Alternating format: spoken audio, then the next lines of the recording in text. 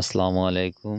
আজ আমি আপনাদের দেখাবো তাল পাড়ার পুরা ভিডিওটা শেষ পর্যন্ত দেখবেন, আশা করি ভালো লাগবে।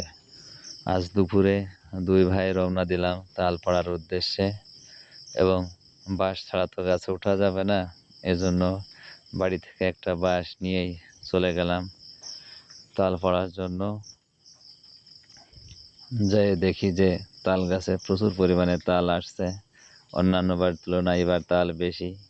এবং পরীক্ষামূলকভাবে আগে একটা পাড়া হলো যে খাওয়ার উপযোগী হবে কি না। পরে দেখি যে না, তাল ঠিকই আছে, খাওয়া যাবে। এবং পরে আস্তে আস্তে সবগুলো তালই কাটা হলো।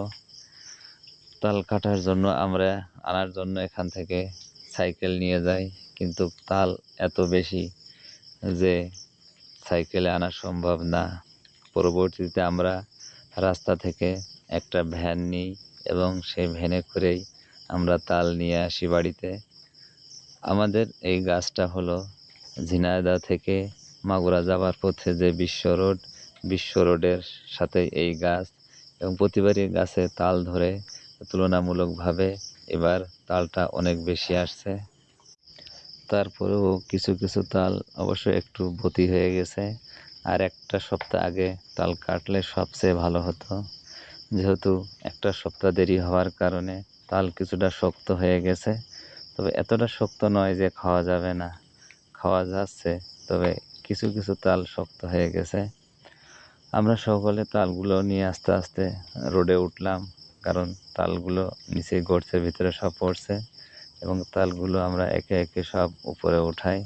উঠানোর পরে আমরা ভ্যানে করে সে তালগুলো বাড়ি নিয়ে আসি। তার আগে আমাদের এই প্রস্তুতি নেওয়ার জন্য অবশ্য আমার সাথে ছিল আমার আব্বা ছিল, ভাই ছিল, ভাতিজা ছিল।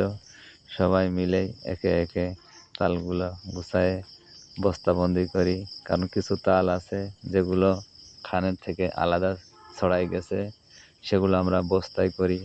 3 বস্তা তাল হয়, এই বস্তার ভিতরে করে আমরা নিয়ে আসি, যাতে তালগুলো ঠিকঠাকভাবে আমরা আনতে পারি। ভ্যানে দেওয়ার পরে সুন্দর করে বাইরে দেওয়া হচ্ছে, যাতে কোনো অবস্থায় তাল পথে পড়ে না যায়। এবং আমরা যে সাইকেল নিয়ে যাই, সাইকেলে আনার মতো উপযোগী আর থাকে না, যেহেতু তাল পরিমাণ অনেক বেশি। পরবর্তীতে আমরা তালগুলো সুন্দর করে বাঁধার পর ভ্যানালা এবার তালগুলো বাড়ির দিকে নিয়ে রওনা হয়। আমার ভিডিওগুলো আপনাদের কেমন লাগে অবশ্যই কমেন্টে জানাবেন, কারণ গ্রামের এসব নতুন নতুন ভিডিও প্রতিদিন পেতে আমার এই পেজটি ফলো দেন, এবং ফলো দেওয়ার পরে আপনারা প্রতিদিন এমন নতুন নতুন ভিডিও দেখতে পাবেন ইনশাআল্লাহ।